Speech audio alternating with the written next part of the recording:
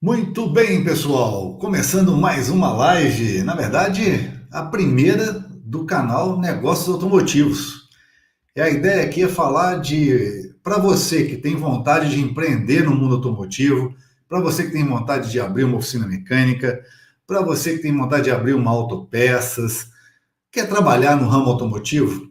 Esse canal eu vou concentrar tudo aquilo que eu aprendi durante esses anos e vou convidar pessoas que têm a me ensinar e a ensinar você. E para começar, eu achei interessante um assunto que é trocar uma ideia, ainda mais nessa época de coronavírus, né, de Covid-19, saber como que esse vírus, esse problema todo que está acontecendo a nível mundial, pode estar afetando os nossos colegas fora do Brasil. Né? Então eu vou falar o que está acontecendo no Brasil e vamos ver o que isso reflete lá fora também. E aí saber como que o mercado se comporta lá fora, para a gente ter uma noção de como se comporta aqui no Brasil e o que a gente pode fazer para melhorar. Então nada melhor do que trocar ideia com a galera de fora também. A gente está recebendo hoje aqui o Tiago. E aí, Tiagão, como é que tá, Muito boa Tiago? noite, ADG. Tudo bem contigo? Antes de Maravilha. mais, Aqui ainda é muito boa obrigado pelo teu tarde, aí é convite. boa noite, né? São quase, tá caminhando para as 10 horas da noite. Aqui são precisamente 9 horas da noite. 9 horas da Maravilha. noite. E aí Pronto. são umas 5 da tarde, não é? Aqui é 5 horas da tarde. São Aqui, umas 4 aqui horas de nós somos diferença. preguiçosos, cara. Aqui a gente não Sempre quer saber de atrasados. trabalhar, não. Ô, Tiago, eu lembro que a última vez que a gente trocou uma ideia, a gente até gravou um vídeo.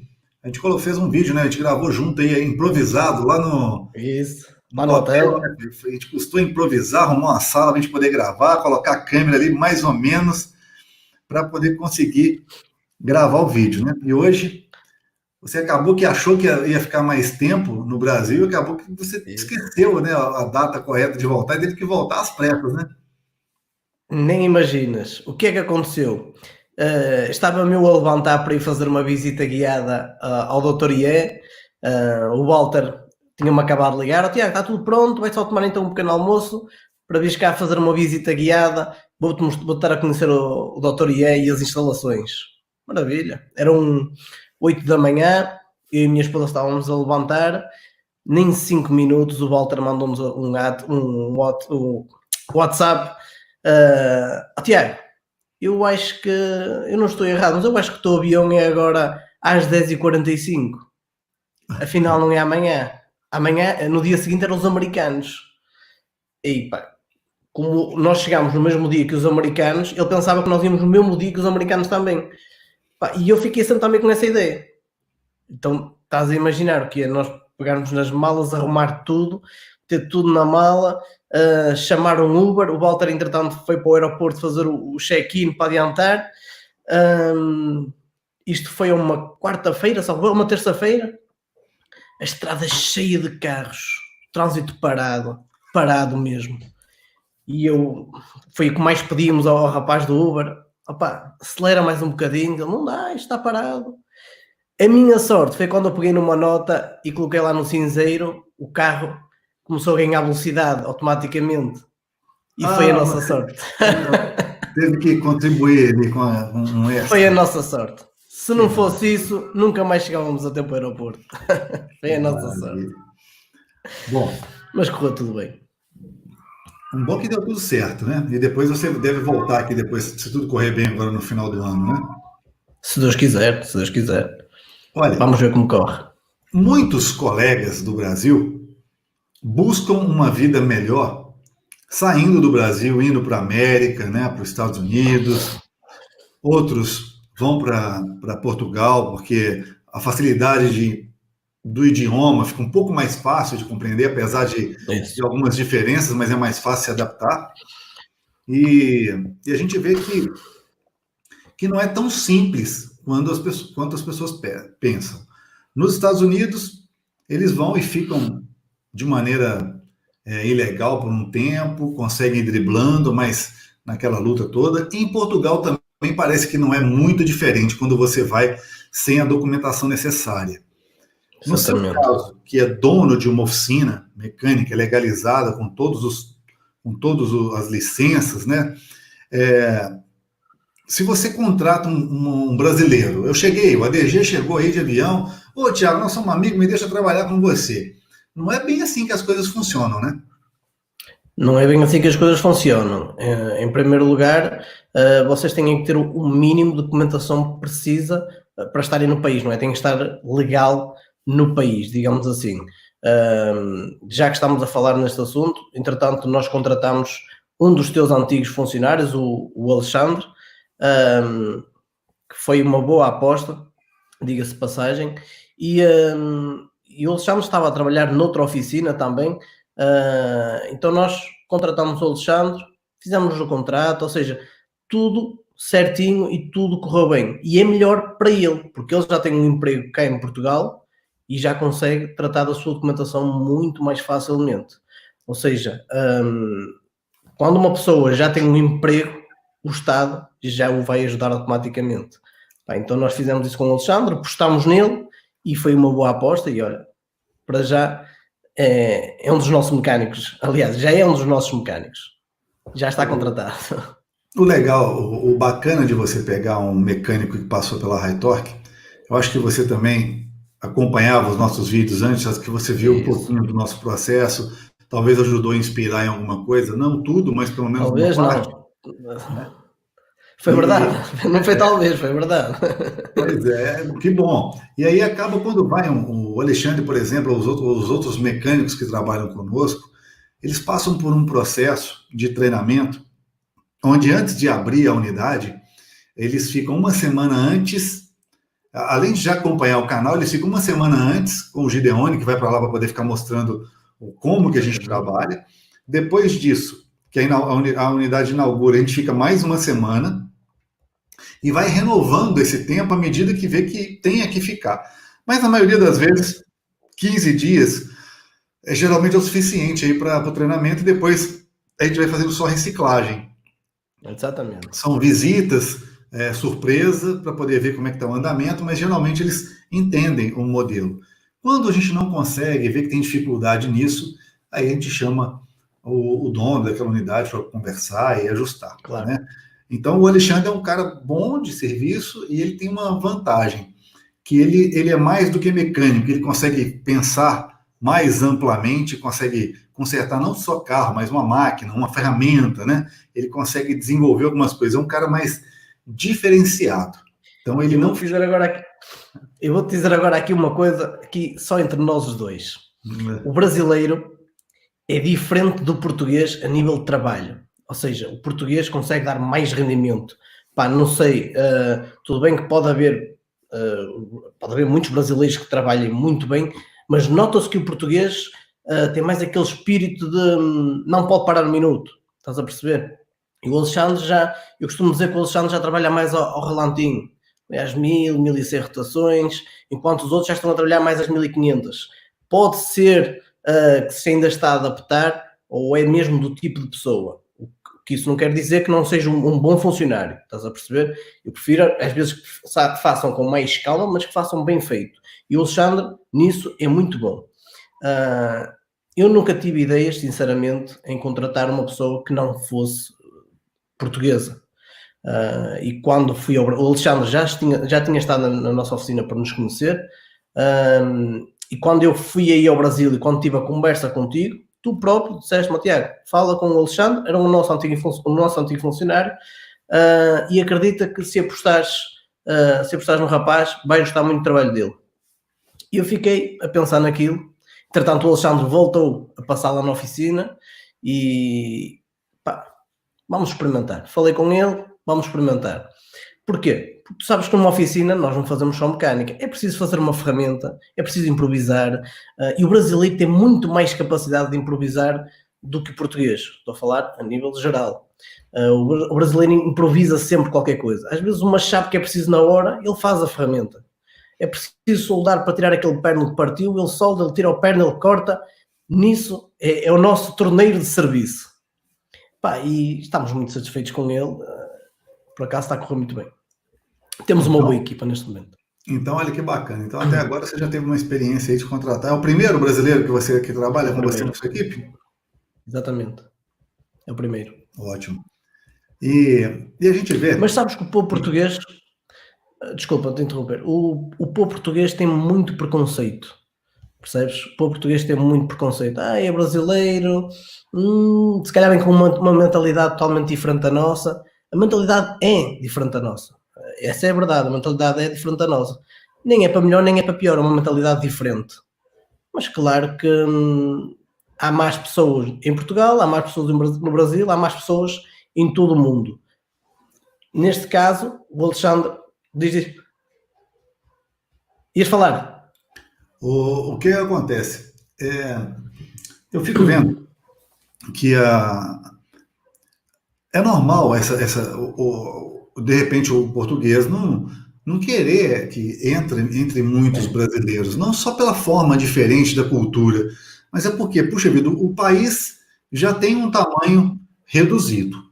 Você, às vezes, não tem tanta oportunidade para todos. E aí entra uma outra pessoa de um outro país e até aceita trabalhar com condições menores, ganhando menos, ele, de um jeito ou de outro, pode ser que ele afete a economia, né, o mercado. Porque é a mesma coisa de aqui no Brasil começar a chegar pessoas refugiadas aí da Venezuela, que é aqui próximo, ou de outros países que são bem piores do que o Brasil, e aí na hora que chega aqui ele começa a trabalhar, então ele acaba criando um problema, né, de desvalorização. Mas aquele bom profissional, aquele que faz as coisas acontecerem, puxa vida, pode ser onde for que o mercado, o profissional que vem de outro país não vai tirar o lugar dele, pelo contrário, ele vai aproveitar dessas oportunidades que aparecem. E eu vejo que Portugal tem um potencial muito grande ainda de crescimento, porque apesar da cultura do país ainda é muito antiga, porque ela é muito antes do Brasil. O Brasil é um bebê, o Brasil é uma colônia, que foi uma colônia de Portugal. Exatamente. Então, quando você pega a Europa em si, o que ela tem de história, o que ela tem de conhecimento antes, então só que tem coisas que estão mais antigas, conservadoras, né? E assim que vocês começam a... Vamos pegar, por exemplo, o lado de oficina mecânica. Você foi um dos primeiros a ir para a internet a colocar, por exemplo, os vídeos de mecânica. Assistindo o quê? Brasileiro fazendo isso. Não foi um português que você viu fazendo. Foi um brasileiro. Que acabou que fez com que você se inspirasse, criasse o seu canal, pensasse no modelo de negócio diferenciado, mas pensa bem. Conta para quem está assistindo agora o que você passou no início, no querer inovar num país tão conservador, né? Conta para o pessoal.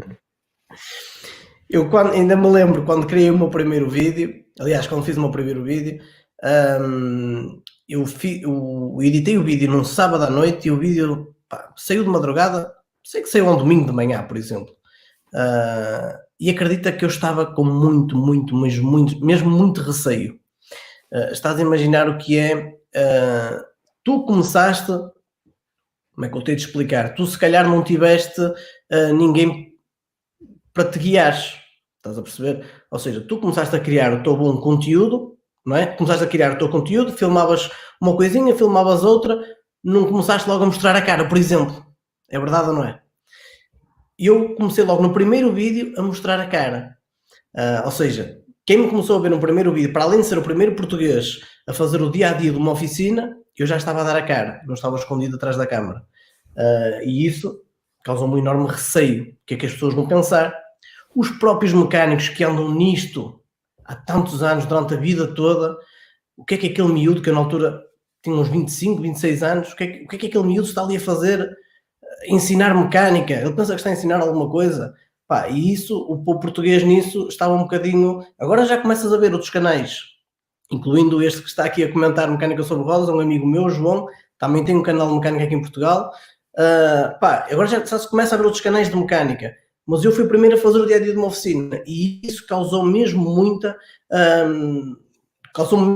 receio. O que é certo é que desde o primeiro vídeo o feedback foi muito positivo, as pessoas não estavam a contar com o que aí vinha, as pessoas ficaram, o que é isto? O dia-a-dia de uma oficina, então um mecânico está sempre a tentar esconder, quanto menos mostrar melhor, e agora vem este miúdo mostrar o que é trocado, o que é feito, porque é que vai trocar a embreagem, porque é que a mulher danificou a embreagem, pá, e as pessoas gostavam de ver o porquê que iam pagar aquele valor por aquele serviço. Então começámos a ter uma fluência muito grande de trabalho. Pá, e o que é certo é que a partir do momento em que tu e o Diego divulgam o meu canal que tivesse uns 100, 200 subscritores, ele saltou logo para uns 2.000, 3.000 subscritores. E foi isso que me deu o auge na altura, não é? E correu bem, pá, e graças a Deus. Hoje estamos com 30.000, podíamos ter mais, mas o tempo também não é fácil para gravar conteúdos todas as semanas, mas estamos a fazer por isso. E Olha, até agora tem corrido bem. E acaba que, apesar do número de inscritos, né, não ser tão grande, você não precisa ficar focado nisso. O importante é o retorno que esses inscritos trazem para você.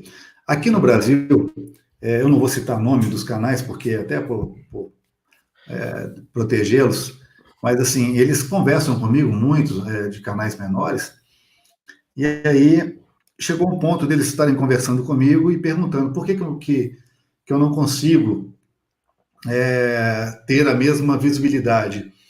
E aí chega num ponto que começa a afetar a própria atendimento na oficina mecânica. Eles se perdem no fato de não saber se vai ser produtor de conteúdo ou se vai ser mecânico. E aí eles chegaram até a falar para mim, a confessar, Alexandre, eu queria ser famoso. 2 tiveram coragem de virar para mim e falar assim, olha, eu queria ser famoso como você. E aí eu tive que conversar com eles e falar, eu nunca quis ser famoso. Né? Eu não fiz o meu canal para isso. É bom quando você tem reconhecimento, mas a minha ideia era promover a minha oficina, que viessem clientes por causa do que eu mostro nos vídeos, não para ficar conhecido por causa dos vídeos, que os vídeos fossem o principal, né? Tu, se quisesse ser famoso, davas um tiro a alguém, tu se quisesse ser famoso, davas um tiro a alguém, ficavas logo famoso. É verdade ou não é? E aí aconteceu com um mecânico do Sul, se não me engano é de Florianópolis, e um aqui no interior de São Paulo, e até o ponto que eles tiveram que ver que não adianta querer fazer um corte de cabelo diferente, usar uma linguagem diferente, não adianta. Se o público se ele não conseguir convencer o seu público do que ele é e do que ele faz, não adianta que ele não vai conseguir comprar o espectador. Aí ele chegou num ponto de entender, não, eu vou postar somente aquilo que realmente eu sei fazer, o meu trabalho, eu vou ganhar clientes e vou focar no meu modelo de negócio, que é consertar carro. Aí eu imagino que vai acontecer o que ele esperava. Porque a partir do momento que você começar a realmente postar aquilo que realmente você faz e usar para atrair clientes, realmente é verdade. Aí vai ter naturalidade. Aí que as pessoas vão querer. Mas quando você fica artificial só para poder querer ficar conhecido no YouTube, as pessoas sentem isso. Elas batem o olho em você e sabem, ela só quer fazer aparecer. E é diferente isso. Hoje, eu tenho um canal, as pessoas sabem que eu não coloco mais a mão nos veículos para fazer a manutenção, porém, eu já tenho o propósito, ele virou aquilo, e as pessoas seguem aquilo ali porque gostam daquilo. É diferente. Mas no início, eu não pensei. Imagino que você também, quando criou o canal, você queria ter uma vitrine do seu trabalho, não é mais ou menos isso? Isso. Quando eu criei o canal, e posso dizer aqui em público, como já cheguei a dizer, foi muito baseado no teu canal. Eu lembro-me de estar na sala a ver um vídeo teu na televisão e comentar com a minha esposa, dizer, eu um dia hei de ser como este homem. Pá, admirava mesmo os teus vídeos, gostava do teu método de trabalho. Se tu reparares agora, se fores ver uns vídeos nossos, nós desde o nosso primeiro vídeo que utilizámos uma caneta de fluido de travões, que utilizámos um termodensímetro, aqui em Portugal, para tu teres uma noção, era muito difícil a oficina, é muito rara a oficina que trocava fluido de travões. Aí no Brasil eu não sei como é, mas aqui em Portugal era muito rara a oficina que fazia isso. O fluido de travões... Aqui no Brasil não trocavam também. Depois que eu comecei a mostrar que tem equipamento e a necessidade de fazer a troca, isso mudou, e hoje, dentro da rede High Torque, é um dos serviços mais executados em todas as oficinas. E aqui igual. Era aí que eu queria chegar. Quando nós começámos a gravar o nosso primeiro, logo no nosso primeiro vídeo, nós temos uma gravação da troca de fluido de travões e a importância de trocar fluido de travões. Logo no primeiro vídeo nós utilizámos uma caneta. Tiago, e onde é que tu viste que se utilizava essa caneta? Onde é que tu viste para que é que servia essa caneta? Foi no canal Lectorque, na altura. Então, eu procurei conhecimento, procurei perceber onde é que conseguia uma caneta daquelas, para mostrar aos clientes que o fluido de travões tem que ser trocado, porque é um fluido que absorve muita umidade. Então, desde o primeiro vídeo, tentei seguir isso, mas eu já trocava fluidos de travões antes de fazer os vídeos. Só que eu tinha que arranjar qualquer coisa para poder mostrar no vídeo que realmente o fluido estava danificado. Naquele caso, a caneta, por exemplo. Então agora, hoje em dia, tu já vês mais oficinas com canal no YouTube em português, e todas essas oficinas já recomendam a troca de fluido de travões, já recomendam a limpeza do sistema de arrefecimento, e via-se muito, mas muito pouco isso. Aqui em Portugal via-se mesmo muito pouco. As próprias marcas começaram também a fazer a troca, e de antes só metiam o visto, que era mesmo assim. Agora já se começa a ver mais, e isso é bom, é sinal que estamos a fazer um bom trabalho, e é sinal que o nosso conteúdo está a servir de alguma coisa.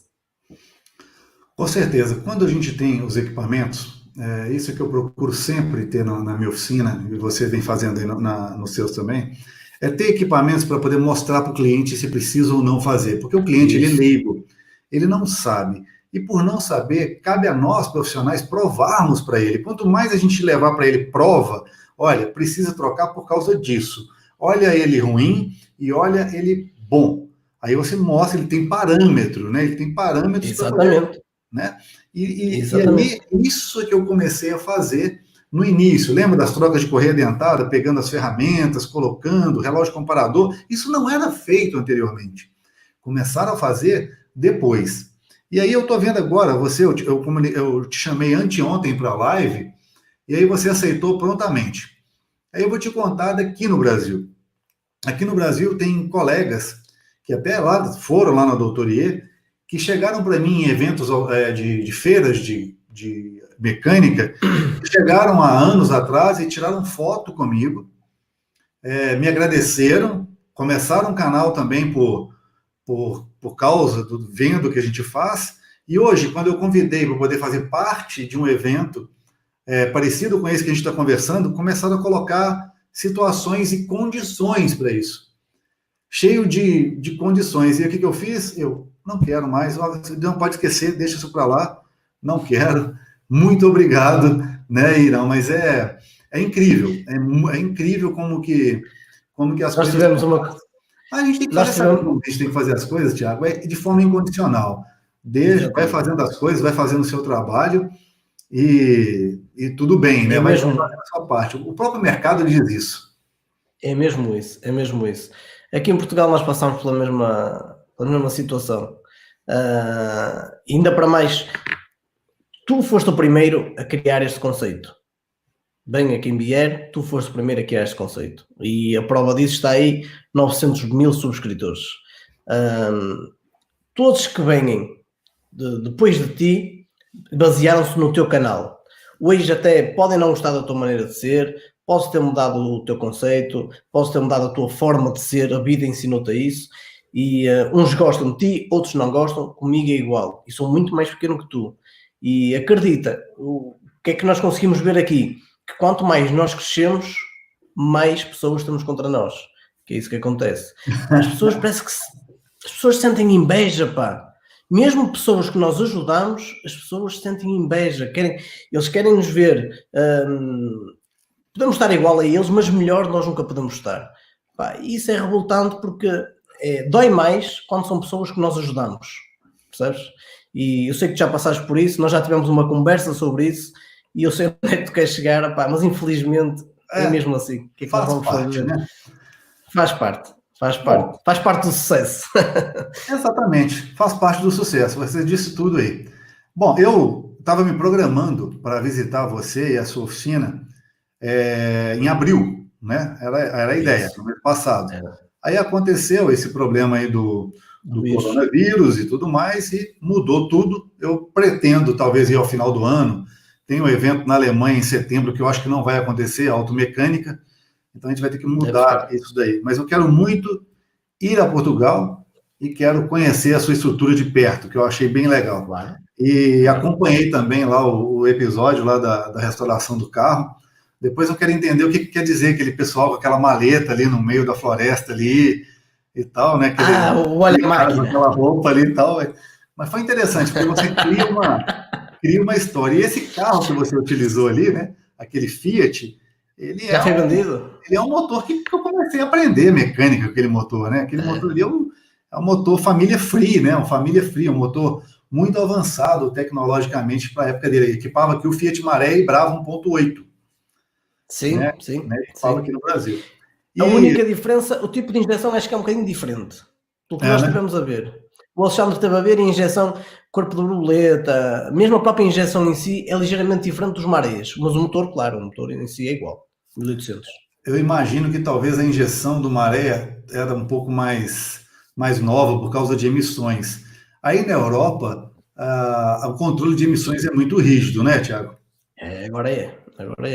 Nós aqui já estamos no Euro 5, salvo erro, e é muito rígido mesmo. Tudo que é projetado no motor neste momento é por causa das emissões. Eu desconfio que até a própria vareta do óleo tira emissões de gases. Estás a perceber? Todas as pecinhas que lá estão, EGRs, filtro de partículas, radiadores de EGR, todos esses sistemas, é tudo só por causa das emissões. Até o start-stop, que as pessoas pensam que vão comprar um carro com start and stop porque é mais económico, esqueçam isso, pessoal, porque o concessionário não quer saber se é mais económico ou se não é. O concessionário quer saber se o carro vai emitir emissões ou não para passar nos testes, mais nada.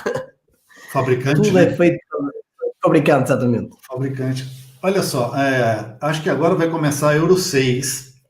E nessa parte do Euro 6, além de ficar mais rígido ainda o controle sobre os motores diesel, aquele filtro de partículas, a gente chama de DPF, nos diesel, vai acontecer o filtro de partículas também nos motores ciclo Otto. Gasolina. Aqui aí já tem algum motor rodando com isso? Já. Aqui a partir de 2018, salvo erro, já trazem filtro de partículas, mesmo carros com ciclo Otto. Olha só, então além do catalisador, eu tenho também um filtro de partículas. Exatamente. Uau. E acontece, ter que fazer aquele procedimento de regenerar também desses motores? Acontece de motor ciclo Otto ser necessário fazer regeneração por causa de talvez não ter tanta partícula, né, de fuligem que sobra do processo de combustão, mas deve também acontecer, né? É assim, como são carros ainda muito recentes, nós, pelo menos na nossa oficina, não tivemos histórico se esses carros estão a dar problemas no filtro de partículas, se o procedimento de regeneração é o mesmo dos diesel, ainda é muito cedo, estás a perceber? Quanto aos diesel, já sabes quais são os problemas, dão muitos problemas a nível de filtro de partículas. O problema é que as pessoas querem comprar um bom carro, mas não querem com um carro para a autoestrada. Ou seja, as pessoas têm que andar com um carro, um 2000 diesel, turbo diesel, não é?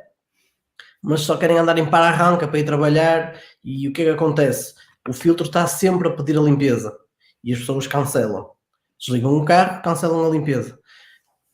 Fazem isto várias vezes por semana, 1, 2, 3, o filtro vai começando a saturar. Eles chegam a um determinado ponto que entra em modo de emergência, então aí começa a acender luzes. E as pessoas aí ficam preocupadas e dirigem-se à oficina, e depois aí é obrigado a fazer, na maioria das vezes, a chamada regeneração forçada. Quanto aos carros a gasolina, eu não sei se o procedimento é exatamente igual ou se há alguma ligeira diferença. Como ainda são carros muito recentes, ainda não temos histórico de avarias desse filtro de partículas no ciclo Otto. Eu vejo então que as oficinas independentes em Portugal passam pela mesma coisa que no Brasil quando se diz de carros novos. Enquanto os carros são novos, eles estão ainda dentro da rede de concessionárias, né, estão em garantia. Quanto tempo, geralmente, que é dado de garantia no mercado português para um carro comprado novo, que ele vai ficar ainda fidelizado ali à concessionária para só depois ele começar a ir para o mercado de manutenção independente? Assim, aqui depende muito do concessionário, percebes? Há concessionários agora a fazer 8 anos de garantia, o que obriga, quer dizer, não obriga, porque as pessoas podem fazer a manutenção numa oficina credenciada, estás a perceber? Se as pessoas quiserem comprar um carro na marca e querem manter a garantia, nós podemos fazer na nossa oficina uma revisão, desde que cumpra com os parâmetros da marca. Há pessoas a comprar esses carros, por exemplo, os Kias aqui estão a sair com, por exemplo, 8 anos de garantia, o que é muito bom, E o que é que eu te quero dizer quando são carros novos? Nós aqui, um carro com 60, 70 mil quilómetros, para nós é um carro novo, estás a perceber? Para vocês é um carro, como vocês chamam, muito rodado, é verdade ou não é? O carro aqui com 100 mil quilómetros não é nada praticamente. Então vamos lá, uma grande diferença então para o Brasil. Aí uma pessoa compra um carro novo, ele foi lá no concessionário, comprou o carro e ele quer fazer todas as revisões, não quer fazer na concessionária, ele quer fazer na oficina do Thiago. O Thiago, por ser uma oficina legal, que recolhe seus impostos e está tudo ok, ela pode então fazer a revisão desse carro, mas colocando as peças que a marca homologa, que permite ser utilizada, e você pode ir lá no manual do carro e carimbar que foi feita então essa revisão. Sim. Nós podemos pegar no plano de manutenção do carro, cumprir com o plano de manutenção. Vamos imaginar que aquele carro vem fazer a revisão dos 30 mil quilómetros ou dos 40 mil quilómetros. Nós só temos que seguir o plano de manutenção, verificar todos os pontos em que a marca iria verificar também, entregar o relatório ao cliente e ele não perde a garantia por causa disso. Aqui no Brasil é obrigatório fazer tudo só dentro da concessionária e se não fizer dentro da concessionária, perde-se a garantia e na maioria das vezes, a gente sabe de histórias, ouve falar de colegas que já trabalharam que o serviço, a qualidade às vezes não é... Ainda é pior que nas oficinas independentes. Pode acontecer, né? Não, depende de marca para marca também, né? Claro. Mas acontece esse tipo de coisa, que nós somos obrigados a fazer tudo dentro da marca. É um jeito de prender a pessoa Exatamente. Dela não sair para outro lugar. Inclusive, um outro ponto, se você pode fazer essa revisão dos carros na sua oficina, como que fica então o acesso à informação técnica? A montadora e o fabricante, ele disponibiliza informação aberta aos prestadores de serviço oficinas independentes? O fabricante disponibiliza, nós temos que pagar, percebes? Vamos imaginar que eu preciso de ter acesso a uma determinada marca durante 1 hora, então eu tenho que pagar essa hora para ter acesso àquela informação técnica. Só que sabes muito bem que a marca nunca disponibiliza tudo o que nós queremos, eles só disponibilizam o que eles querem, estás a perceber? E às vezes fica um bocado limitado. Conforme os carros vão ficando mais antigos, por exemplo, vamos imaginar que até 2017 nós já temos tudo disponível, de 2017 para cima as marcas só disponibilizam uma certa parte. Estás a perceber? São carros ainda muito recentes. Estou a falar em 2017, como 2018, estou a dar uma ideia, percebes? Ou seja, só disponibilizam a partir de uns X anos é que eles começam a disponibilizar toda a informação. Basicamente é assim que funciona. Entendi. Então acontece de um jeito ou de outro, existe um protecionismo velado, vamos dizer assim. Isso. Existe um jeito de eles se protegerem, de obrigar quase que o cliente a ir para a concessionária, para dar marca no início, porque eles dominam toda a informação. Depois aquele carro já começa a ficar um pouco mais rodado, já não é mais interessante para eles, não é o filé, como acontece aqui também no Brasil. Pode ir para o disponibiliza para eles todas as informações.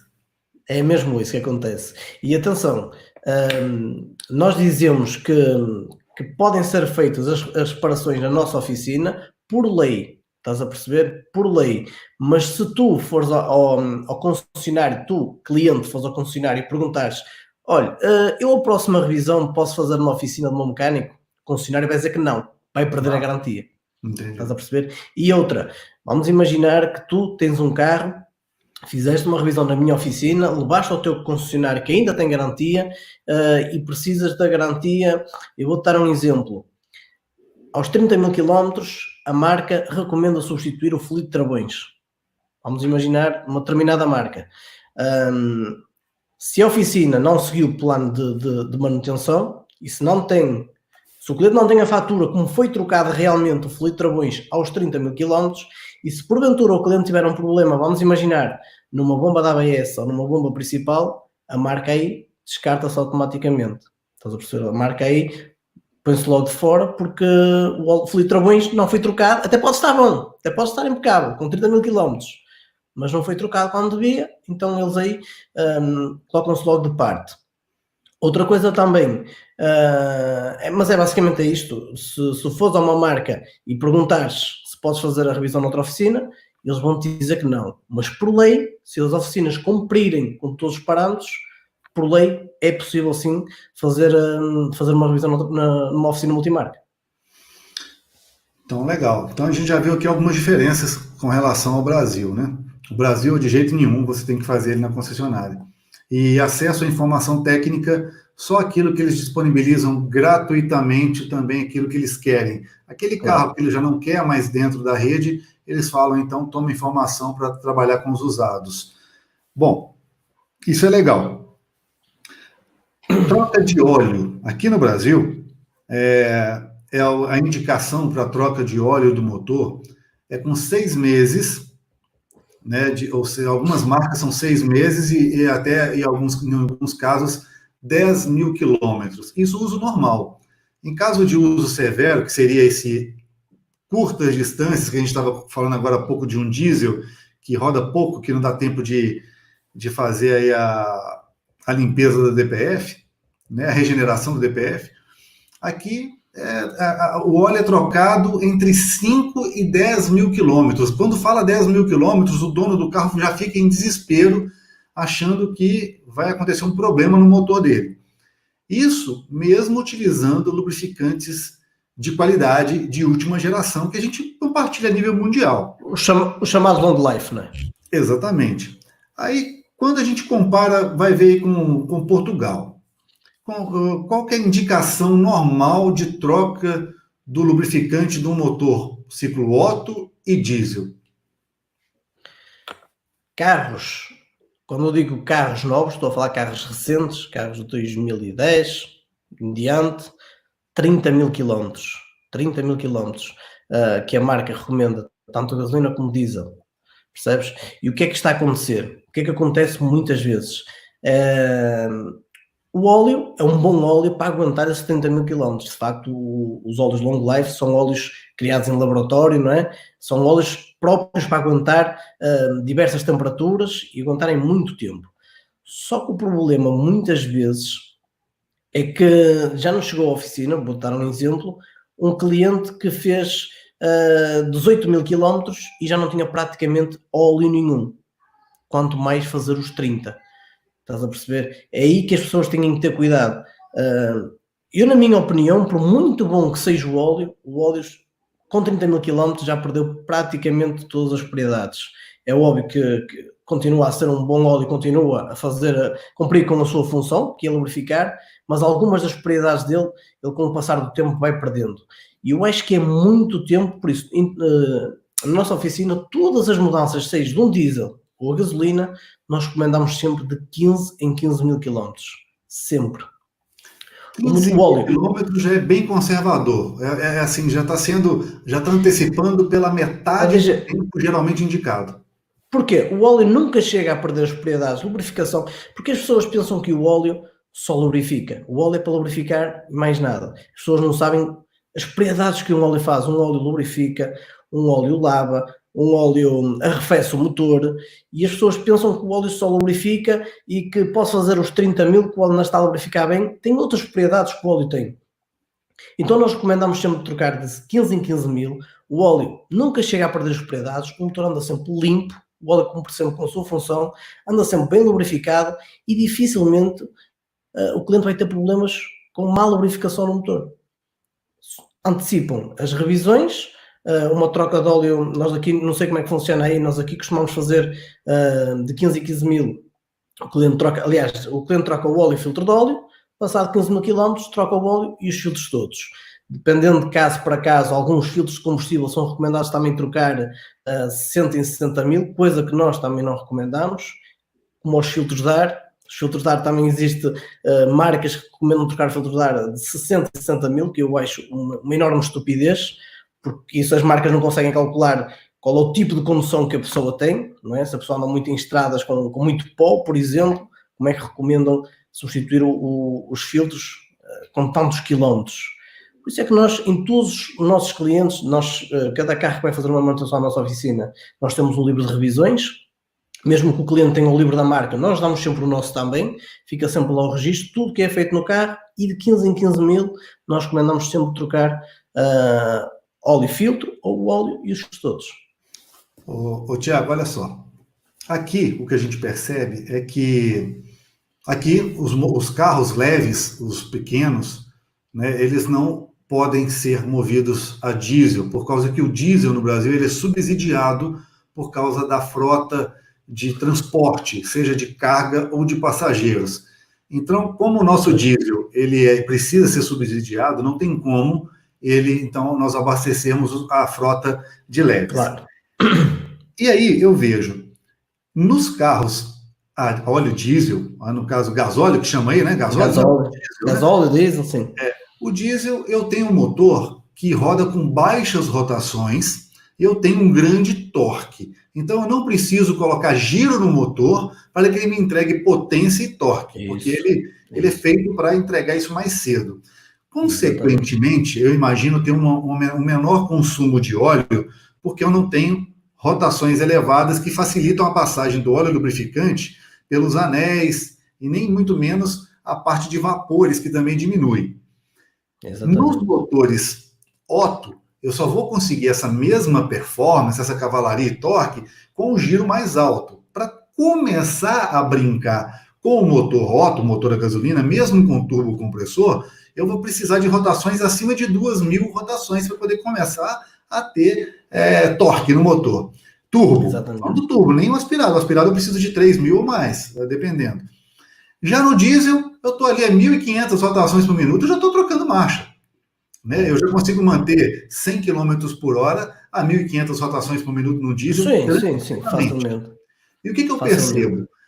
Muito consumo de lubrificante acontece no Brasil para pessoas que rodam em altas velocidades e principalmente em rodovias, porque elas mantêm a rotação mais alta e aquele óleo consome mais. E aqui chega ao ponto de carros com 5.000 quilômetros apenas consumir mais de 1 litro de óleo. Consome muito. E se ele esperar, às vezes até um pouco mais. Isso já acontecia anteriormente e agora se agravou depois da utilização desses óleos de baixa viscosidade por causa das leis de emissões. Aí também vem acontecendo alguma coisa parecida? Aqui também acontece isso, ainda para mais, nos diesel, eu vou dar um exemplo. Por norma aqui os diesel, a viscosidade de um óleo, de um carro convencional, digamos assim, é um 530, por exemplo, 530, um 540.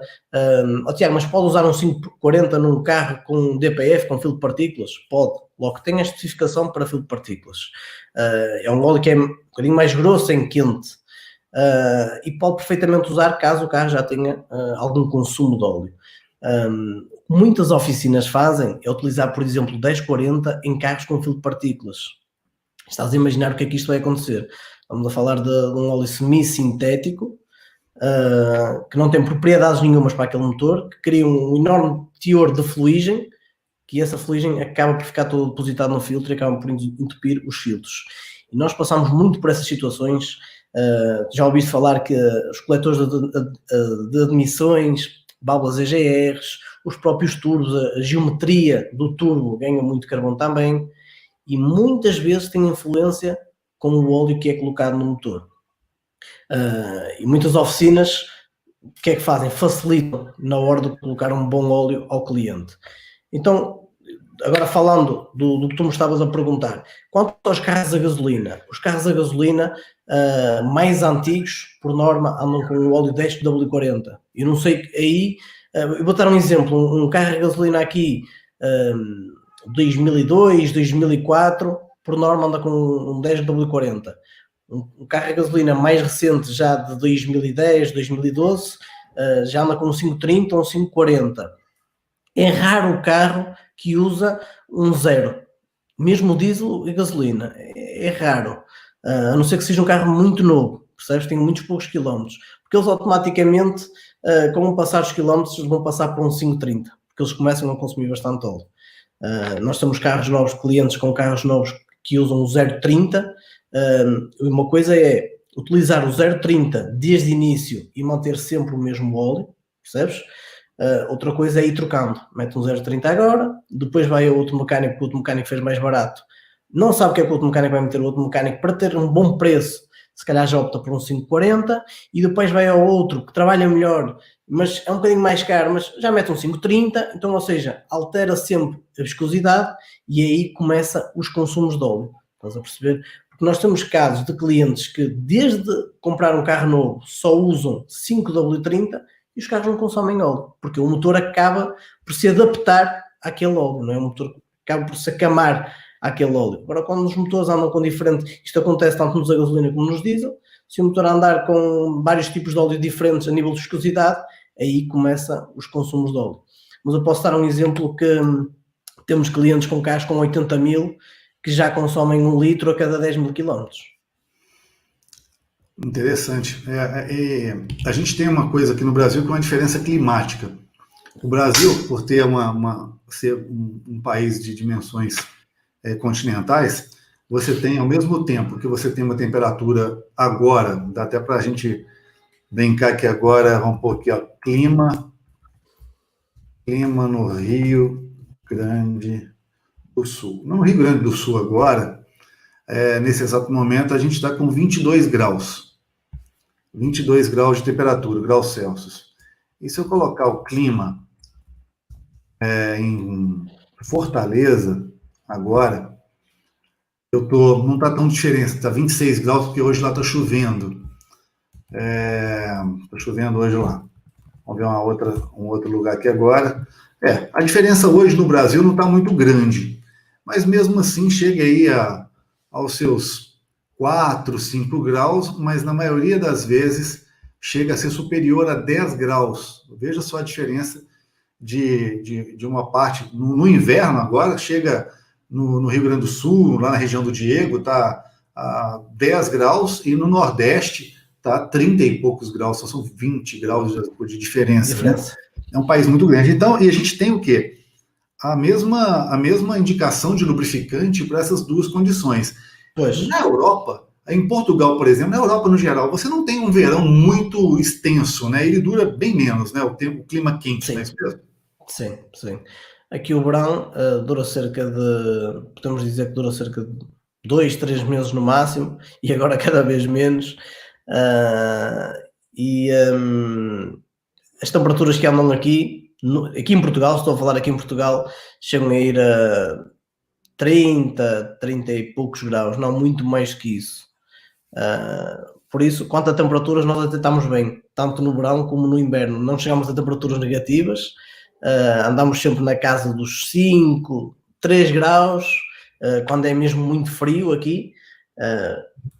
Só mesmo naqueles locais mais altos é que o anticongelante pode congelar, digamos assim, e mesmo a nível de temperatura, mesmo a nível de temperatura mais quente também é muito difícil. 30 e poucos graus não tem nada a ver com o Brasil. Nada.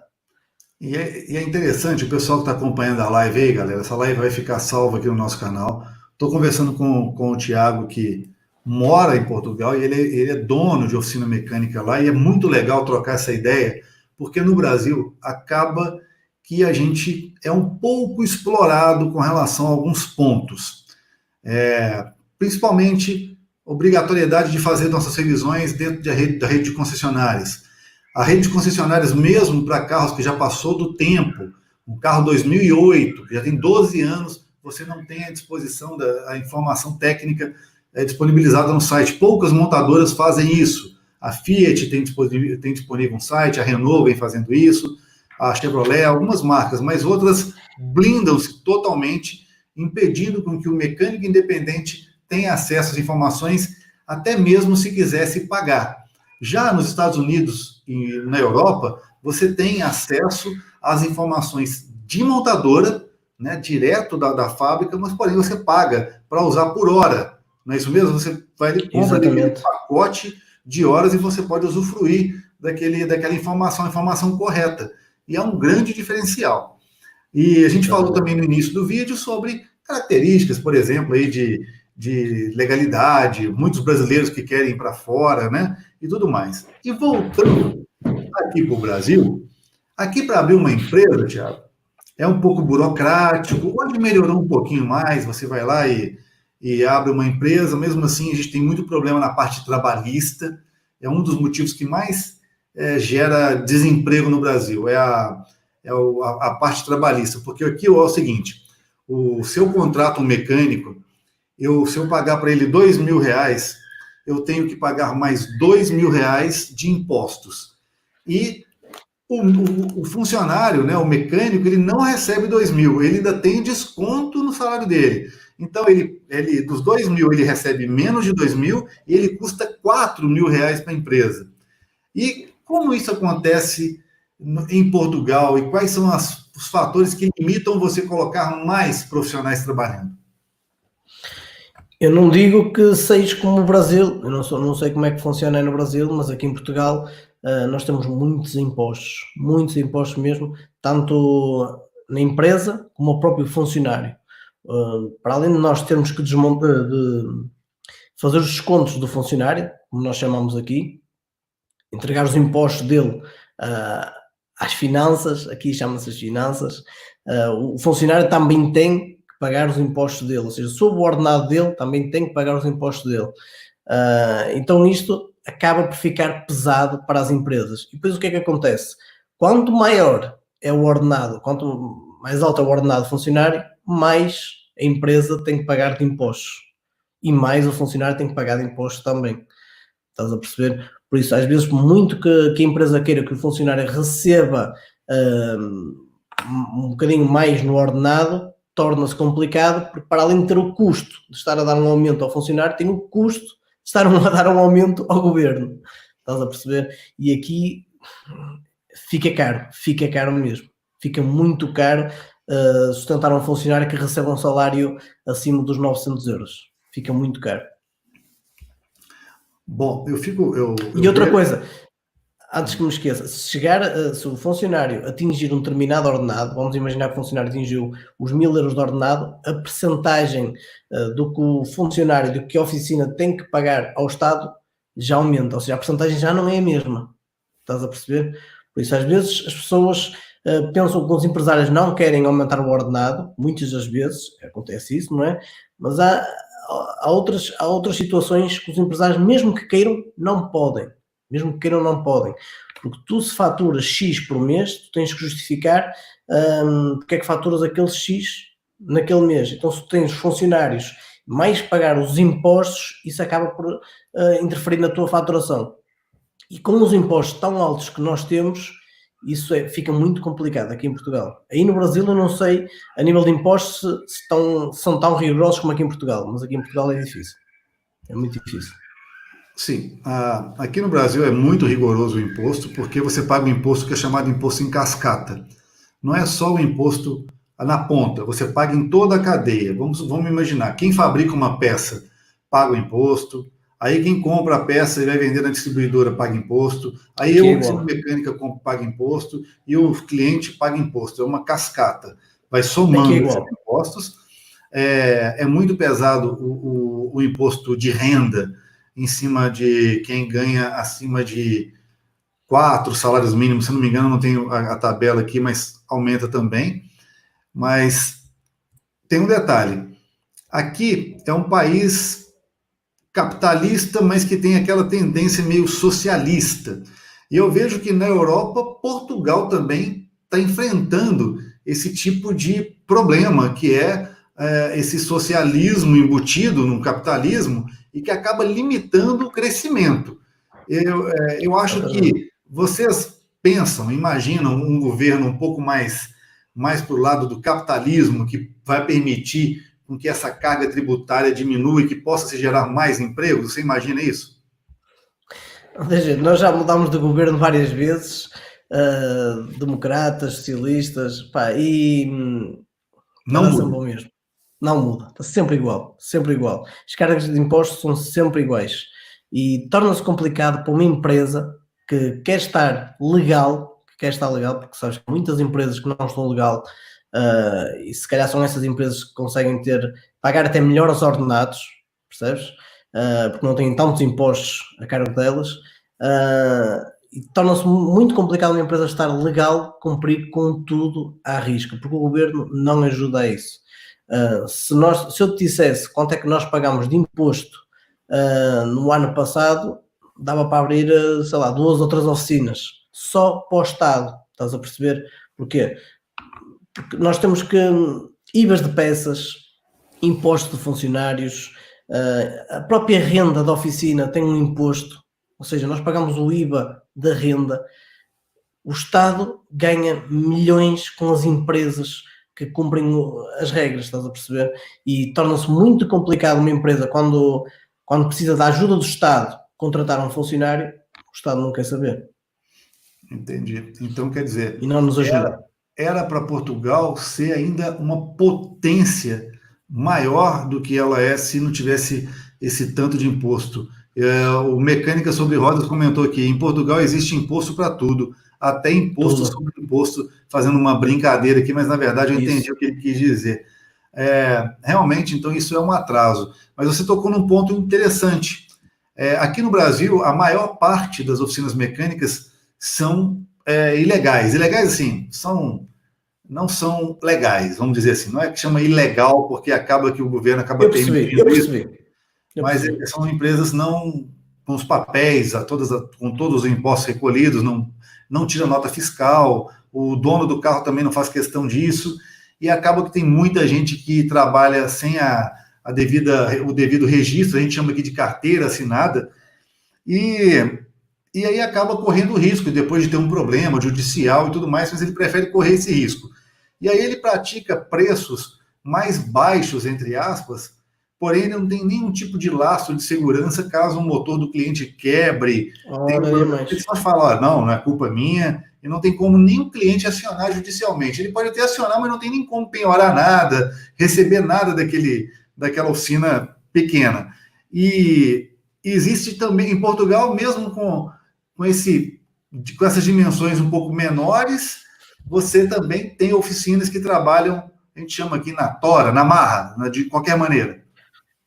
Eu posso-te garantir que deve ser cerca de 30% a 40% das oficinas em Portugal não estão totalmente legais. É óbvio que é impossível ter tudo a 100% legal, mas há oficinas que têm 10% de legal para poder trabalhar, percebes?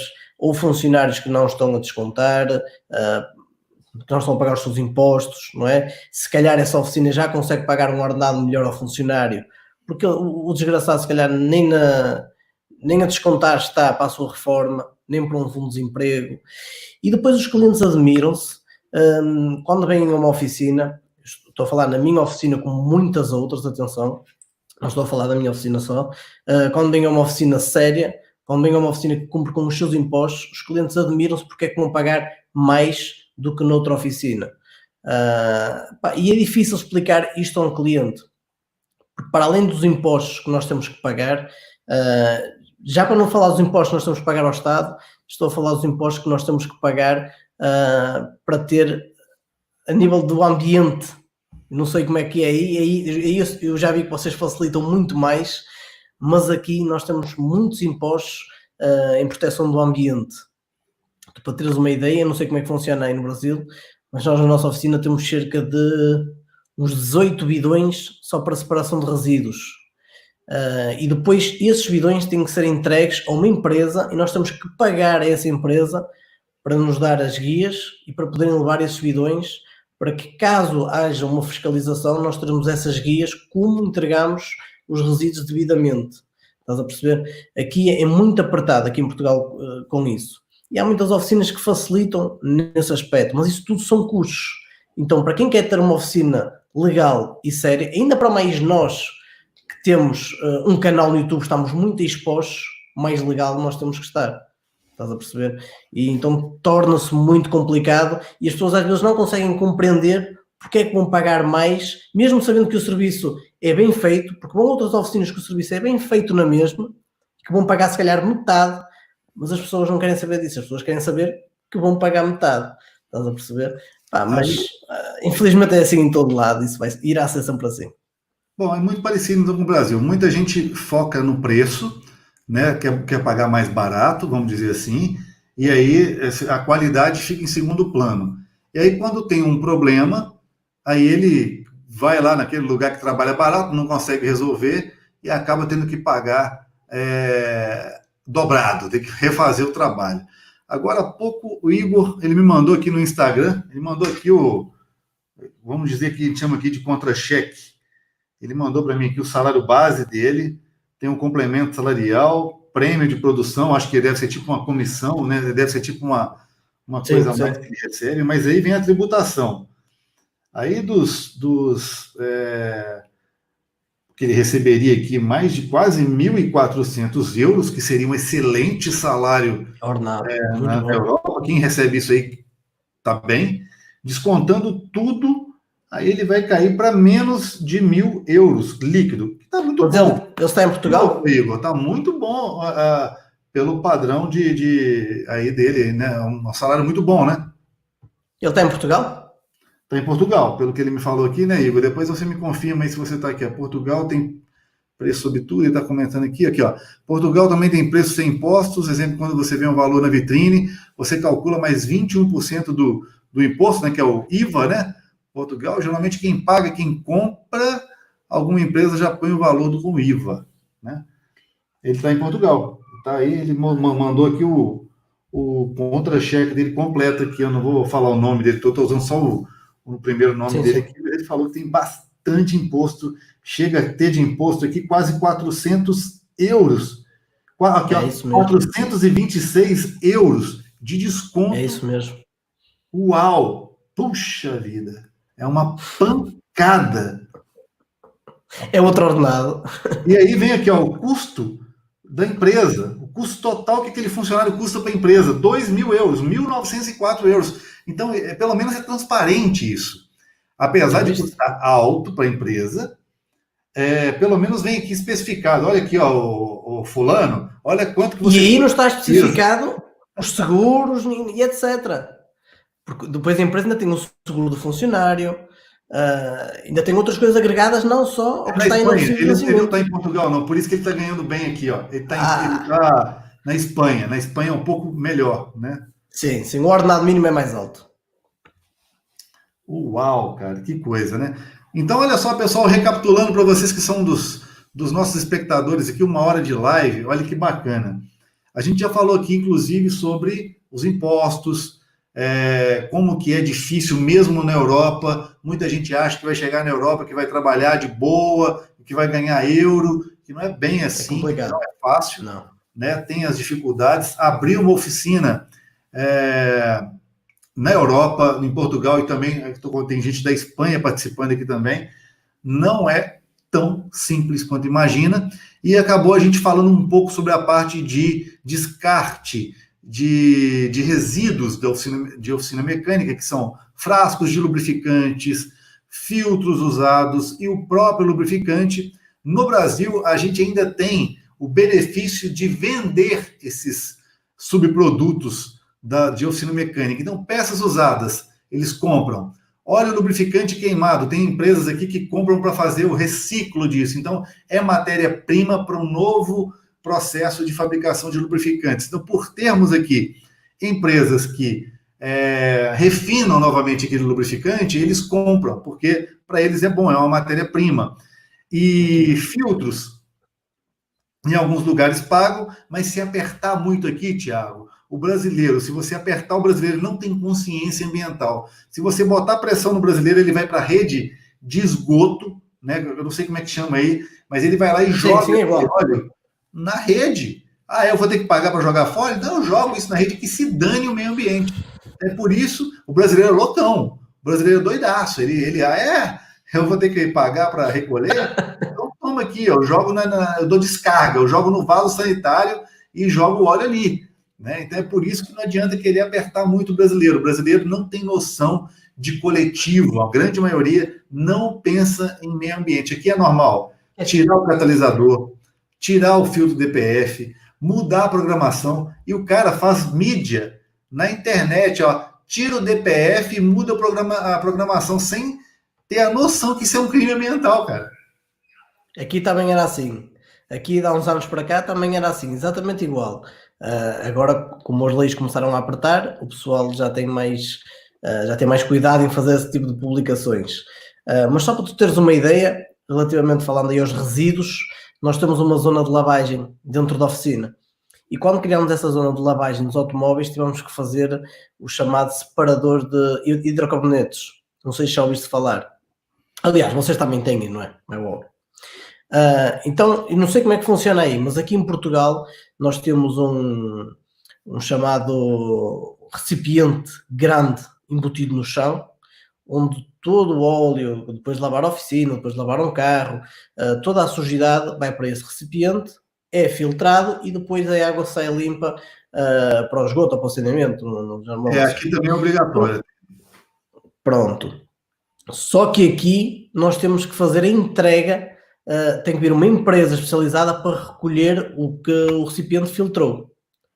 E tu nem imaginas quanto é que fica para vir essa empresa, oficina, para tirar esse resíduo. Eu não sei como é que funciona aí. Aqui é a própria oficina limpa e depois joga aquilo não sei onde. Vai dar ao mesmo, não é? Vai dar ao mesmo. Vai dar ao mesmo, pois. Exato. Estás a ver? Nós não conseguimos limpar. Porquê? Porque eu já vi como é que vocês fazem. Vocês têm uma caixa pequena, não é? Digamos assim, uma caixa, sei lá, 1 metro por 1 metro, por exemplo. Nós temos uma caixa muito grande, aquilo é de 1000 litros, para tu teres uma ideia, salvo erro. Então é quase impossível limpar. E mesmo que fosse limpo, onde é que nós íamos deitar aquilo? Estás a perceber? É um perigo, porque se fecham uma oficina. Se vem uma fiscalização, fecham uma oficina. Aqui a gente tira da caixa e passa no pão depois para comer.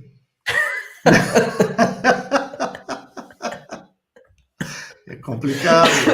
É complicado. Tipo Nutella. Nutella especial, 20 dá 50. Não, mas é complicado. Fica muito complicado. E isso tudo, agora imagina, isto tudo que nós falámos até agora, soma isto tudo até ao final do ano. E tu vais ver qual é o ordenado que tu vais tirar. Sabia que o brasileiro não faz conta de anual? Ele tem um problema, ele faz muita conta imediata, ele é muito imediatista, ele conta só com um mês. Ele não sabe que se poupar X reais ou X euros por mês, ele tem que fazer uma conta anual. Ele teria um valor mais palpável do impacto que aquilo tem financeiramente para ele, quanto custa, até para ele saber precificar os seus valores. Às vezes, tem um colega de Portugal que tem uma oficina, mas ele não faz essas contas. Ele não é gestor. Ele abre uma oficina e, não tem problema isso, não preciso isso. E aí ele não sabe, ele começa a cobrar um valor mais baixo de determinados procedimentos, porque ele não sabe o valor de custo da hora de trabalho dele, e aí quando ele vai ver, está trocando o famoso 6 por meia dúzia, que a gente fala aqui, que dá na mesma. Né? Ele está ali trabalhando e não ganha dinheiro. Era melhor ele trabalhar como funcionário, como empregado, do que ter uma oficina mecânica aberta. Exatamente. Aqui também acontece muito isso. E quando tu chegas a um determinado... quando a tua empresa chega a um determinado patamar, tens que começar a fazer contas. Não é? Se calhar uma oficina mais pequena não faz tantas contas como tu, que tens uma empresa maior, com mais funcionários, com muito mais despesas. Então aí nós temos que fazer outro tipo de contas e às vezes acalmar um bocadinho e ver o que é que se está a passar na empresa, porque senão a empresa chega a um determinado ponto e vem abaixo e nós não damos por ela o porquê daquilo ter acontecido. E aqui em Portugal, com os impostos, e depois, já para não falar dos impostos, uma oficina que queira estar legal e que queira fazer um investimento em equipamentos, torna-se complicado. Não dá para tudo. estás a perceber? E aí tem que ser muito, muito bem gerido, porque senão fica mais cara a emenda com cimento. E aí não dá para... Mais vale fechar a porta. Maravilha. Ó, pessoal, então, olha só, a gente já viu um pouco de curiosidade também da parte de resíduos de oficinas fora, né? Existe um controle muito mais rigoroso, principalmente quando você tem a sua empresa legalizada.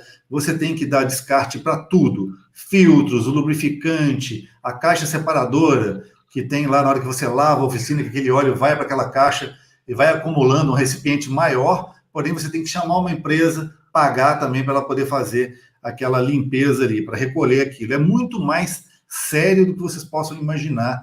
E o controle de emissões lá dos carros também é muito mais rigoroso. E caso você drible esses sistemas aí, o pessoal descobre, pode ser que dê algum problema para você. Agora, o Thiago, a frota dos carros em Portugal, não vou nem falar de Europa, porque a Europa também é grande, varia muito, tem países mais ricos, né, e tal. Mas quando a gente fala de Portugal, o que você pode dizer da frota dos carros? Quais são as marcas assim que você gosta mais de trabalhar?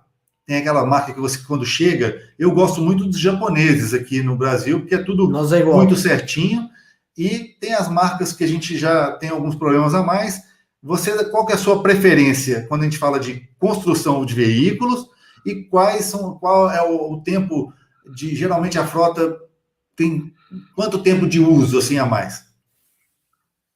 É assim, quanto aos carros que nós mais gostamos de ter lá na oficina, os japoneses, como tu disseste bem, são carros concebidos de maneira totalmente diferente dos europeus, por exemplo. Não é? É tudo certinho, tem parafusinhos para tudo, tem suportes para tudo, e dá outro gosto de trabalhar, porque nós montamos e fica tudo direitinho na mesma. E nós gostamos muito de trabalhar em japoneses, só que aqui em Portugal nós temos também um problema muito grande com as peças nos japoneses, percebes? Porquê? Porque o mercado, o parque automóvel aqui em Portugal não tem tantos Toyotas como tem Nissan, como tem Renault, como tem Peugeot, como tem Volkswagen, como tem um Seat, estás a perceber? Ou seja, o carro convencional aqui... Então você tem uma boa experiência quando fala, leva um carro, um japonês, um Toyota ou um Honda. Ele é fácil de mexer, você gosta de mexer e tal. Mas aí vocês encontram problemas de fornecimento de autopeças. Exatamente. Porquê? Como não é um carro, digamos assim, convencional, percebes? O próprio aftermarket, aqui as peças, chamadas peças da concorrência, não tem tanto estoque desse material. E quando tem, fica caro. Estás a perceber? E já para não falar das peças originais, que são caríssimas no mercado japonês, aqui em Portugal. Então às vezes torna-se complicado. Uma coisa é uma simples revisão, uma troca de óleo e filtros, aí está fora de questão. Se tu precisas de um sensor massa de ar para um carro japonês e queres original, o sensor de massa de ar vai custar tanto como um Renault de 2005. Ou seja, estás a perceber onde eu quero chegar?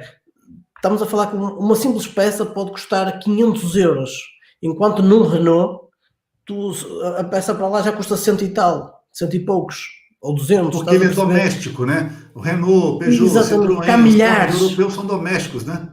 Há milhares de peças em stock, estás a perceber? Então os próprios fornecedores conseguem ter preço porque existem milhares. Os japoneses, como não existe tanto, eles são obrigados a aumentar o preço, a influenciar o preço, e nas peças originais já nem falamos sobre isso, porque aqui é muito difícil haver peças originais em stock. Quase sempre, muita coisa vem de fora. Então, o que eu fico vendo que não tem fábrica de carros japoneses aí. Aqui no Brasil tem fábrica de carros japoneses. Em Portugal não tem fábrica de carros japoneses. Que eu conheça, não. Tá. Se tivesse, eu fico imaginando, então. Imagine se as peças dos carros japoneses fossem tão fáceis quanto o dos domésticos aí. Então não teria mercado para os domésticos. A Toyota e a Honda dominariam aí, né? Como vem acontecendo, como acontece com mais facilidade que o carro que custa um pouco mais caro por causa da construção dele, às vezes nem todo mundo consegue comprar um Honda, porque quando você compara um Honda, Aqui ele vem menos equipado com as firulas, com a multimídia. Aqui é igual. E tudo mais. Aí você Os pega um carro... sensores, GPS. Isso. Aí, porque o carro é muito bem construído e não dá para colocar essas coisas dele porque ele ficaria muito mais caro. Aí as pessoas preferem comprar um carro de uma outra marca que vem com esse tanto de outras coisas, mas o carro não é tão bem construído assim. Então, aqui é exatamente igual. A mesma coisa. E acontece muito, sabes, com carros? Acontece muito com... eu vou dar um exemplo. Tu tens um BMW que custa 15 mil euros diesel. Estás a perceber? Vamos imaginar, 2008. Tens um BMW 2008 diesel, 15 mil euros. E tens um Renault 2008 diesel, também 15 mil euros. Normalmente o português vai para o Renault. Porque o BMW de 2008, 15 mil euros, não traz extras. Estás a perceber? E o Renault de 15 mil euros, bem cheio de extras, traz GPS, traz sensores de estacionamento atrás e à frente, traz jantes especiais, traz já um kit GT Line, ou seja, são carros muito mais bonitos, não deixam de ser confortáveis, a qualidade de construção não tem nada a ver com um BMW, por exemplo. E às vezes as pessoas pensam que por comprarem um Renault, que não, eu vou comprar um Renault porque eu sei que um Renault posso sustentar. Às vezes é o contrário. Eu costumo dizer, por exemplo, os Mercedes, que os Mercedes é o carro do pobre, porque não avariam tanto como o Renault. Por exemplo, o Renault se calhar está mais tempo, atenção, eu não estou a falar aí para os fãs da Renault, não estou a dizer mal da Renault, estou a dar um exemplo, quem diz Renault diz Peugeot, Citroën, são carros que avariam com mais frequência. Vou dar um exemplo, os braços de suspensão, os pendurais, enquanto trocas um braço de suspensão no Renault de 40 e 40 mil km, num BMW tu vais trocar se calhar o braço de suspensão de 100 em 100 mil km. Estás a perceber? E por isso aqui em Portugal é exatamente como aí. As pessoas preferem optar um carro com mais extras e se calhar o mesmo preço do que um carro de gama mais acima, comprar um carro melhor, mas que não traga extras nenhuns. E falando de carros japoneses, tem japoneses aí diesel, de carro de passeio diesel? Sim. Também. Aqui já há muitos japoneses diesel. Eu fico imaginando um Toyota diesel, um Corolla diesel, deve ser um tanque indestrutível, carro para o resto da vida. Podíamos estar a dizer que os diesel são piores que os a gasolina, exatamente igual. Bons motores na mesma. Em tudo. Até os filtros de partículas ou menos problemas que no BMW, para teres um exemplo. Olha para você ver, é incrível, é muito bem construído, né, os carros, né? E o tempo a frota? A frota, geralmente dura quanto tempo que você vê carros chegando para manutenção? Como assim? Ano de fabricação, assim, que você vê que o pessoal já não quer mais carro. É assim, aqui na nossa oficina nós atendemos carros carros carburador, nós já não fazemos serviços, nós só fazemos serviços com carros que já trazem injeção. Ou seja, nós temos um público de clientes que desde o ano, têm carros desde o ano 96, 97, não é? Porque mais ou menos começou a ser injeção eletrónica, até clientes que têm carros 2016, 2017. Oh, Tiago, tu tens muitos clientes que têm carros 2019, 2018? Não. Porque esses carros, na maioria das vezes, não vão às marcas. Percebes? Têm aquele receio, então preferem fazer manutenções nas marcas. Mas para tu conseguires perceber, para além de nós já termos as dores de cabeça de ter que fazer manutenções em diesel e em gasolina, sistemas totalmente diferentes, já para não falar de diesel para diesel, que são que de um ano, vamos imaginar, 2017 para 2000, o sistema muda completamente, desde uma simples injeção indireta para uma injeção direta, como um rail, por exemplo. Ou seja, estás a imaginar um mecânico português, um mecânico europeu, tem que absorver muita informação para conseguir atender desde 95 até 2007, por exemplo, diesel e gasolina com sistemas totalmente diferentes. Mas assim... O português aí tem uma... Você deve ter um tipo de cliente que vai mais, a frota assim, ó. Alexandre, eu atendo mais carro entre ano tal, qual que vai mais? Assim, você fala assim, não, se a tua pergunta era, se a tua pergunta era mesmo essa, nós atendemos carros mais ou menos de 2002, 2003 até 2015, 2016. Legal. Não muito mais que isso, nem não muito menos que isso. Então, e eles chegam em que quilômetro, na faixa de quais a quilometragem que está um 2005 por aí? Porque eu vejo então que o português ele fica muito tempo com o carro, porque ele roda muitos quilômetros e tudo aí ele faz com o carro. Eu não sei como é que é o transporte coletivo aí. Mas 2005, 2005 dificilmente tem menos de 180 mil. Dificilmente. 180 ou 200 mil. Eu vou dar um exemplo. Nós tivemos lá um BMW esta semana na oficina com 290 mil, de 2001 ou 2002. Mas tu olhas para o carro, tu olhas para o motor, está novo. Estás a perceber? Está bem conservado. O motor fez 300 mil, mas que já faz outros 300 mil. Percebes? Ou seja, aqui os carros duram. Se forem bem mantidos, os carros duram. Agora, já sabes que os carros mais recentes já não são feitos para durar. Aí no Brasil acontece exatamente a mesma coisa. São carros descartáveis. Há uns anos atrás eram. Opa, pera um pouquinho, viu, pessoal? Parece que caiu a conexão lá em Portugal. Vou esperar um pouquinho o Thiago voltar aqui. Vocês estão observando aí, galera, que em alguns casos a importância, na hora que ele voltar, eu chamo ele de novo aqui para a tela, viu, galera? Tá vendo a diferença que é? Lá os carros rodam muito mais tempo. O carro chega aos 300 mil quilômetros com facilidade. Por quê? Eu acho que é uma combinação tanto de clima, o tipo de lubrificante, o tipo de combustível, né? E a própria cabeça, a cultura de fazer Opa, voltou aqui. Pronto. Estamos de volta. Estão de volta? Tá. Perdi a ligação aqui, desculpa lá. Não, maravilha. E aí você estava falando, pode concluir o que você estava falando ali, Geraldo. Estava a falar relativamente a esses carros mais antigos. Isso, agora os mais novos são descartáveis, né? Os carros mais novos agora são descartáveis. Nós vemos que mesmo o tipo de material, suspensão, direção, que já é um material diferente do que o material daqueles carros com mais anos. O próprio material não é feito para durar. E também as peças agora já são muito mais baratas do que o que eram há uns anos atrás, mesmo por causa disso. O material, a qualidade é muito mais fraca.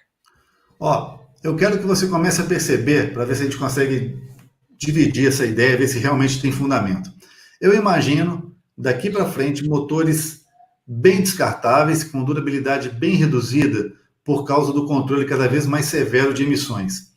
O que acontece? O lubrificante virou uma água. Tem um 0W18, 0W15, que é um novo lubrificante que vai sair agora, e ele é igual água, é a mesma viscosidade de água, é incrível. Ele é uma água, e ele é para quê? Para diminuir emissões, não é para consumo de combustível. O carro acaba consumindo menos combustível porque você tem menor perda por bombeamento, esforço de motor girar, você tem uma redução. Só que esses lubrificantes, eles têm uma carga de aditivo para suportar pressão, mas não tem a viscosidade. E a viscosidade a gente sabe que ela é importante para proteção, né, para formar película ali de proteção, e aí você mexe muito na parte de viscosidade para atender emissões, mas perde em proteção. Aí você vai carregando o lubrificante com metais para ter essa função, mas mesmo assim tem um limite mecânico do próprio lubrificante, do próprio fluido. E aí eu acho que vai começar a acontecer. Vai começar a acontecer de motores não suportarem 100 mil quilômetros ou 150 mil quilômetros daqui para frente. Você acredita nisso? Vai acontecer isso. Vai acontecer isso. E eu vou-te dar um exemplo. Eu não sei se aí no Brasil, também com certeza também já deve estar a sair, não sei muito bem.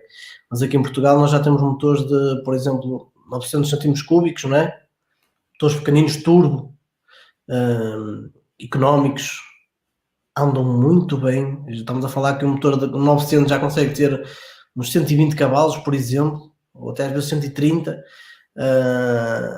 Se me perguntar, Tiago, esses motores vão durar? Na minha opinião, vão ser os chamados motores descartáveis, porque vai ser muita pressão para aqueles motorzinhos. E o que acontece? Os fabricantes, foi como eu já disse há pouco, os fabricantes focam-se nas emissões. E isso vai acabar... as emissões vão acabar com os carros. Ou seja, automaticamente tudo vai ser descartável, inclusive os motores. Os motores vão começar a ser Vão descartáveis. acabar com os carros a combustão, né? O motor a combustão vai acabar, porque chegou num momento que não são os fabricantes. Fique claro para quem está acompanhando a live aqui agora, não é culpa do fabricante do automóvel. O fabricante do automóvel fabrica carro e quer vender carro. O problema é que os órgãos controladores, né, as organizações mundiais e tudo mais, falam, olha, não pode, cada ano que vem vai ter que diminuir mais, vai indo até chegar num ponto que não querem que saia nada lá no sistema de exaustão do carro. E como? Não tem jeito. É um combustível fóssil. Alguns países, igual a Alemanha, disse que colocaram data para poder não ter mais motores a combustão. O que, para mim, é loucura. Não tem como, porque nem que for para ser utilizado como um gerador, o motor a combustão ele deveria tá ali disponível, porque não tem você ter como baterias de longo alcance, como são nos carros híbridos, né? E tem muito motor legal. Aqui vai ser lançado ainda o motor Firefly Turbo, que já tem na Europa, já tem na Itália. É um motor fantástico, fantástico quando você fala de economia de combustível. Porém, é aquele motor que a gente fala, descartável, que vai ter que usar óleo tipo água, né? Que vai se queimar uma junta de cabeçote, empena bloco e cabeçote, pode jogar fora, não tem como fazer retífica, as pessoas não entendem isso, né? Assim como já acontece até mesmo com os motores THP. Muita gente acha que os THP, queimou a junta, vai lá. Aqui no Brasil dá jeito para tudo. Aqui você faz uma junta mais grossa, enche de solda e retífica de novo. Aqui, Brasil, ele dá um jeito de colocar remendar avião. Agora, fora, o pessoal pega e descarta. Aquele motor já era, superaqueceu, empenou todo, troca o motor. Aqui não, para trocar um motor chega a custar praticamente o preço de um carro usado que utiliza aquele motor. Para você ter uma ideia, um motor barato aqui, um THP, antes do aumento do dólar e do euro com relação ao real, um carro de 30 mil reais, um Peugeot 408 THP, o motor custava 14 mil em preços promocionais. Hoje, voltando ao normal, ele vai superar os 25 mil reais. É o preço do veículo. E aí vai ficar complicado, né? Opa, travou a live lá com ele de novo, pessoal. Vamos ver. Vamos ver se ele vai voltar. Vamos ver se ele volta aqui. A internet está devagar. Aqui no Brasil tem mais buracos também, disse a Ana Paula. Ana Paula, tem mais buracos. O Márcio, a qualidade do combustível em Portugal é melhor, com certeza. Vamos ver se ele vai voltar aqui daqui a pouco. O Igor, ele tem um Mazda diesel. O Alta Precisão diz o seguinte: eu digo muitas vezes, já não há carros velhos, assim carros com mais ou menos anos. Legal também, boa, realmente. E Ford, Mondeo, Escort, etc. Fácil de arrumar por aí? Vou perguntar para ele depois. E a gente vê a diferença, né, galera? A diferença de mercados de um país com o outro aí, né? Vou esperar ver se ele aparece. Se ele não conseguir entrar, pessoal, depois eu converso com ele e a gente faz uma nova live, tá? Vou ver como é que tá aqui.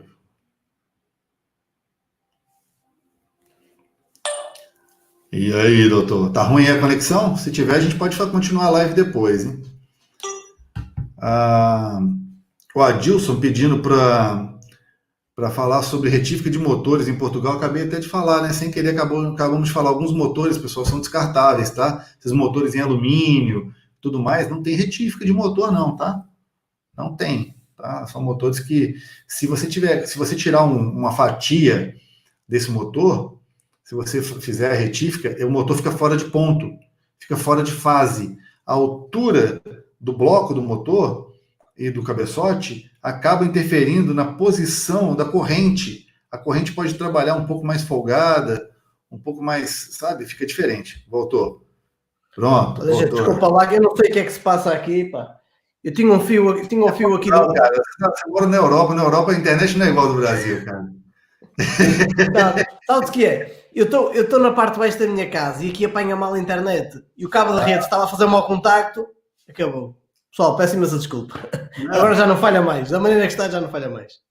Tranquilo. Bom, quando você estava fora, recapitulando com o pessoal que Ó, fatores. Motores que não tem retífica mais, porque são de alumínio. A gente sabe que se tirar uma fatiazinha ali num bloco, no cabeçote, você vai mexer na altura e vai mexer no sincronismo do motor. Vamos imaginar que esse motor até funcione, não acenda a luz. Alguns vão acender as luzes, outros pode ser que não. Mas só de ficar fora de fase, eu já vou ter um consumo de combustível diferente e emissões alteradas também, não é? Exatamente, exatamente. Vai ser mesmo isso que vai acontecer. E eu quero imaginar aqueles motores, estes motores mais recentes que trabalham com um sincronismo todo avançado, aquelas árvores de cabo já todas que trabalham ao milímetro, todas programadas, se calhar de haver o azar de descomandar, aquele motor já era. Não vai justificar a reparação. A reparação irá ficar tão cara. Nestes Volkswagens novos, por exemplo, a reparação daquilo irá ficar tão cara que não vai justificar a reparação, quase a certeza. E é aí que nós estamos a querer chegar. Os motores vão acabar por ser descartáveis. Enquanto um carro hoje em dia descomandou o motor, bateu válvulas no pistão, empenou as válvulas, não dá para reparar, tirar a colaça, não dá para o torneiro, retificar, o motor está novo outra vez. E estes motores de hoje em dia vai ser muito difícil isso acontecer. Verdade. Pô, você viu que assunto de carro, a gente já está aqui para 1h30 conversando de carro, e se a gente continuar aqui, a gente vai embora. Estamos aqui a noite toda. Porém, vamos deixar para a gente fazer uma outra live depois, mas antes de acabar a live, eu queria te perguntar uma coisa. Nessa pandemia, nesse tempo difícil que o mundo está passando, não adianta eu querer comprar uma passagem, vou embora para Portugal, vou ficar no Brasil, não, que se dane, não. Aí também tem, né? Tem um problema. Eu digo, o que as oficinas sérias ou as outras oficinas estão fazendo para continuar de portas abertas, continuar atendendo os seus clientes com qualidade, e se afetou de uma maneira ou outra a parte econômica da reparação, da manutenção automotiva? É assim, pelo estudo que fizeram aqui em Portugal quanto ao que foi afetado a nível de oficinas, foram cerca de 70% das oficinas que tiveram uma quebra de 70%, aliás, o que é muito grande. Graças a Deus, por acaso, nós tivemos uma queda, posso adiantar, de cerca de 10%, não muito mais do que isso, e o que nos ajudou muito foi o YouTube, né? O nosso canal, a nossa montra, porque nós já vimos a fazer um trabalho lá atrás. Então o que é que acontece?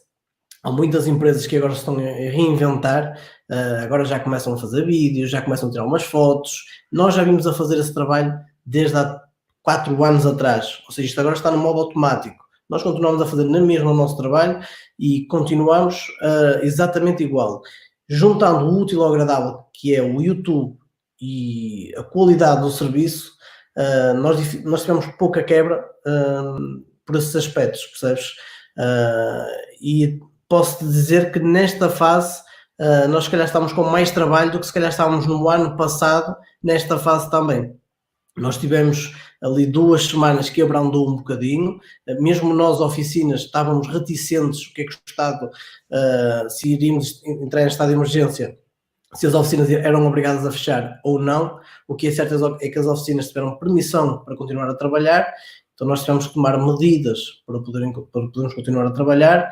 O serviço abrandou ali um bocadinho, mas entretanto voltou ao normal e, claro, com muito mais regras, não é?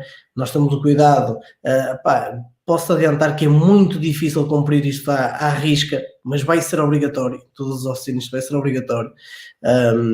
Vai ser obrigatório desinfetar todos os carros antes de entrar na oficina. Isto já é prática que nós fazemos no nosso dia-a-dia. Mas estás a ver às vezes aquele carro que vai só trocar uma lâmpada, se calhar facilitas, não é, na desinfecção, mas vai ser obrigatório para todos. Então, vai ser obrigatório desinfetar todos os carros antes de entrar na oficina, desde os puxadores, bancos, volantes, etc. Todos os carros têm que ser encapados, depois o carro tem que estar um X de tempo parado, e depois aí sim o mecânico pode pegar no carro novamente, antes de entregar o carro ao cliente. Hoje eu fiz um conteúdo desse, que vai para o site da Renault, mostrando todos os passos aí da recepção do veículo, aí tem que deixar o carro aberto por um tempo. Isso. E depois para sair, para ventilar, e depois eu utilizo a máquina de ozônio. Aí você tem máquina de ozônio também? Ainda não, estamos à espera de uma. Vale a pena, tá? As máquinas de ozónio esgotaram em Portugal. Entendi. Esgotaram por completo. E as que há agora são caríssimas mesmo. Então, o que nós estamos a desinfetar, nós temos produtos próprios para desinfecção, que se calhar não são tão eficazes como uma máquina de ozónio. Uma máquina de ozónio, para além de ser se calhar muito mais rápido, é mais eficaz. Por acaso nós estamos à espera de uma máquina de ozónio mesmo para isso, mas nós temos de tomar as medidas mais eficazes, que é o desinfetar, haver um mínimo de contacto entre o funcionário e o cliente, porque nós na nossa oficina, o funcionário não tem contacto com o cliente, ou seja, o cliente não entra para dentro da oficina, o que é uma mais-valia, percebes? Como é que nós funcionamos? O cliente chega na porta da oficina, dirige-se logo à recepção. Na recepção nós temos um vidro logo lá no balcão, para não haver aquele contacto entre o recepcionista e o cliente. O cliente tem uma vista para a oficina, pode estar a ver o carro a ser reparado lá em baixo, não é? Tem uma montra onde pode ser visto o carro a ser reparado. Então, ou seja, há o mínimo de contacto possível com o mecânico. Os mecânicos, o contacto que têm é só entre eles, estás a perceber? Entendi. E mesmo assim, a vida de ficar cumprimentando, né, aquela coisa toda, né? E cada mecânico que vem cá acima falar com o cliente por algum motivo, tem que andar sempre com a máscara, como é óbvio. Bom, resumindo, eu vi que você não teve queda, você chegou a confirmar aqui agora que até comparando com o que foi o ano passado, foi melhor, mas isso é igual para... Você conhece outras oficinas, isso se repete também na maioria dos seus colegas que têm oficinas mecânicas, ou pelo fato de você já vir fazendo esse trabalho há 4 anos no YouTube, você acabou se dando melhor, porque você fidelizou melhor o seu público, ele continuou, ou os outros também não teve queda, o pessoal, o cliente em Portugal e tal, ele precisa do carro mesmo e ele tem que fazer manutenção? Olha, posso adiantar, assim, houve muitas oficinas que também não tiveram queda, percebes? Houve muitas oficinas que trabalham bem, têm os seus clientes já fidelizados há muitos anos e não tiveram queda. Agora, eu acho que aquelas oficinas que estão à espera, que só estão simplesmente com a porta aberta à espera que os clientes lá vão, são essas oficinas que tiveram a queda. São oficinas que não procuraram o cliente. Nós procuramos o cliente todos os dias, através de uma publicação que fazemos, através de um vídeo que nós fazemos. Somos nós que procuramos os clientes. Nós divulgamos o nosso trabalho. E essas oficinas que não divulgam o trabalho, se calhar tiveram queda por causa disso. Digo eu, atenção. Eu acho que o que nos ajudou nesta fase, que ainda não está ultrapassada, como é óbvio, nem sei se vamos conseguir ultrapassar, penso que sim, mas o que nos ajudou foi de facto mesmo o nosso canal, porque nós continuamos com o nosso conteúdo normalmente. E digo-te outra coisa, nós fizemos uma campanha em que aqueles clientes que morassem perto da nossa oficina, num raio de 20, 30 km, nós íamos buscar o carro ao cliente e íamos levar o carro ao cliente caso o carro fosse para uma revisão, ou seja, uma manutenção necessária. E não tivemos uma pessoa que aderisse a essa campanha. Estás a perceber? Ou seja, as pessoas, de qualquer maneira, dirigiam-se na mesma oficina e dirigiam-se para levantar o carro, para levar o carro, para levantar o carro, dirigiam-se na mesma. Por isso, aí nós vemos que o nosso tipo de cliente é diferente. Porquê? Porque são clientes que deixam um carro na oficina, dificilmente o cliente espera na oficina pelo carro, porque nós trabalhamos muito por marcação, percebes? Então o cliente deixa o carro na oficina, o carro já está marcado, o cliente vai à vida dele, não fica na oficina, não tem contacto com ninguém, vai à vida dele, quando o carro estiver pronto nós só ligamos e o cliente só vai buscar o carro e é o único contacto que é entrar na oficina para levantar o carro e mais nada. E graças a Deus não tivemos praticamente queda nenhuma, graças ao nosso trabalho e ao da minha equipa, que me orgulho de ter uma excelente equipa. Maravilha. Bom, aqui no Brasil o que aconteceu? Houve uma queda, se você for pesquisar, ver na internet, de 70% da procura. O pessoal ficou com muito medo. Aconteceram lives aqui de famosos no YouTube que colocaram o terror nas pessoas. As pessoas ficaram com medo. Inclusive eu fui uma das pessoas que fiquei com muito medo. Eu sei que a doença ela avança, ela pode ser fatal em alguns casos, mas eu sei também que não tem como fugir disso. Então você precisa ter controle sanitário disso para evitar ou diminuir esse contágio. Então aqui foi foi tão assim terrorista a informação que começaram a mandar fechar a oficina, não podia, depois que liberou as oficinas, teve uma queda. Já na High Torque, nas High Torques, a queda foi de 40 e poucos por cento, porque nós temos uma presença muito grande, Claro. como nome, como marca e rede, divulgamos. Então, como é importante o marketing, como é importante não ficar com o braço cruzado ali, esperando o cliente cair do céu. Isso serve tanto para você, colega empresário no Brasil, quanto para você em qualquer lugar do mundo, né? O cliente, ele não vai atrás de você, ele vai atrás de você, que tem que ir atrás dele e oferecer para ele o melhor. Porque está acontecendo uma mudança, está tendo que acontecer uma reinvenção. Os carros são as últimas coisas que vão parar, que as pessoas vão abrir mão, porque ainda mais numa época de contágio, o coletivo não é o recomendado, e quanto mais você vai precisar de usar o seu veículo, o seu meio de transporte seletivo, que é o seu carro, então você precisa dele em boas condições. É isso mesmo, Tiago? Exatamente. E eu acho que era como eu te estava a dizer. Nós, quando criámos o nosso canal no YouTube, aquele receio que eu tinha ao início, que agora virou moda, digamos assim, que agora já há mais oficinas a criar também, a fazer o dia-a-dia de uma oficina, e agora vai haver ainda mais. Aí no Brasil, já viste quantas oficinas fazem o dia-a-dia, não é? Sim, eu comecei com o dia-a-dia, né, da oficina. Comecei isso há 14 anos atrás. Hoje, eu vejo pessoas também fazendo esse dia a dia, só que esse conteúdo já está saturado, porque tudo que eles vão mostrar já foi mostrado. É exatamente igual, pois. Então, é exatamente igual. Então, as pessoas vão assistir a mesma coisa. Então, eu mostro hoje, mas de um jeito diferente. Eu pego um conteúdo onde eu pego todo o meu know-how de teste e a minha estrutura, e o relacionamento, né? Relacionamento, know-how, estrutura, tudo para quê? Para mostrar mecânica, falar de pontos importantes, falar de manutenção, mas falar de carro, para um público que não quer saber de manutenção, né? Com certeza daqui a pouco vai ter um desses mecânicos querendo fazer isso, mas cada um tem um jeito de passar e precisa de ter estrutura e penetração nesse mercado, porque senão ele vai falar coisa que vai falar bobagem. Então eu estou aproveitando e renovando o meu canal. O meu canal deixa de ser aquele cara que ensinava a trocar correia dentada no passado, deixa de ser o que ficava mostrando aquela manutenção rotineira. Quem quiser ver esse conteúdo, tá lá. Tem mais de 2.000 vídeos no meu canal.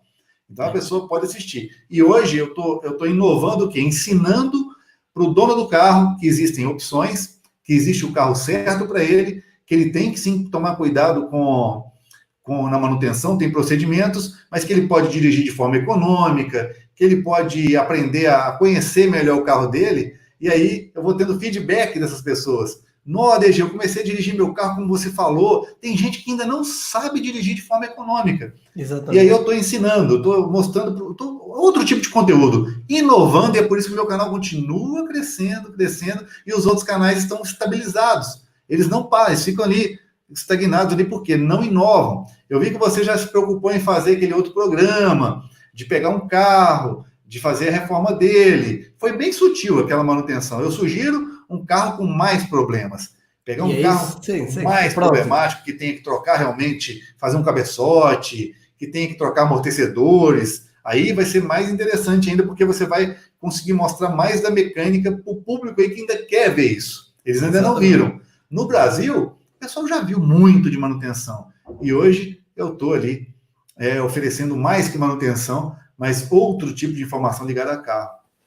Mas o que tu fizeste há uns anos para cá, no dia-a-dia de uma oficina, já fizeste, já está feito, já toda a gente viu. Eu estou a fazer agora em Portugal. Estás a perceber? Exato.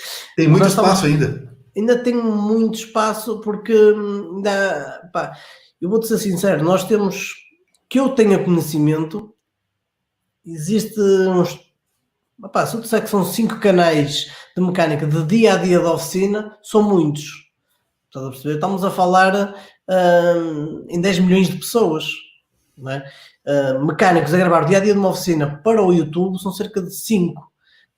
Por isso, para tu veres, eu se continuar com o meu formato, ainda estou a inovar. Estás a perceber? Eu acabo por ainda estar a inovar. Tu não, tu já inovaste o que tinhas a inovar.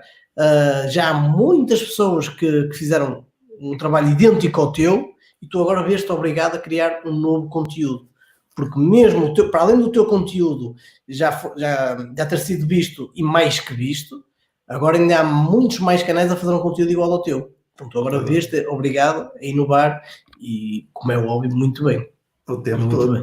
Então, pessoal, hoje a gente conversou com o Thiago e a gente falou aqui sobre muita coisa legal. A gente falou desde o início, de diferenças de mercado, diferenças de impostos, falamos de resíduos, falamos de garantia de carro, falamos de um monte de coisa legal, até mesmo uma dica de ouro que ficou para o final dessa live, que simplesmente a gente pode resumir em quê? Marketing. Se você não fizer marketing, quem não é visto não é lembrado. Essa é uma chave, é muito importante. Mas o marketing hoje tem que ser um marketing real. O mercado não aceita você falar que faz uma coisa e não faz, porque a internet ela te levanta. Mas se você não seguir esses padrões e não for aquilo que você fala que é, as pessoas vão chegar na internet e vai falar, não é isso. E aí um pode falar, normal, não gostou de você, tudo bem. Outro pode falar, tá, ok. Mas quando muitos começarem a apontar falhas, aí você vai ser aniquilado, toda a sua reputação vai por água abaixo. Exatamente. Então procure oferecer o que é de melhor, fazer o que há de melhor, mostrando em vídeos, Instagram, fotos e o que for, mas seja o melhor. Beleza? Ô, Tiagão, algum recado que você queira dar para o pessoal? Muito obrigado a todos que estiveram a assistir. Não sei quantas pessoas estiveram a assistir, não consigo ver aqui. Ficou 100 pessoas, uma média de 100 pessoas no canal zero, okay. Canal novo, 100 pessoas mantendo, tá aqui agora, muito 99 bom. Agora, mantendo, não teve queda. Depois a gente vai ver quanto que deu o total, mas eu imagino que a gente chegou próximo de 600, 700 pessoas de fluxo. Depois a gente vai ficar sabendo. Então resta-me agradecer a todos vocês que estiveram desse lado. Espero que tenham gostado.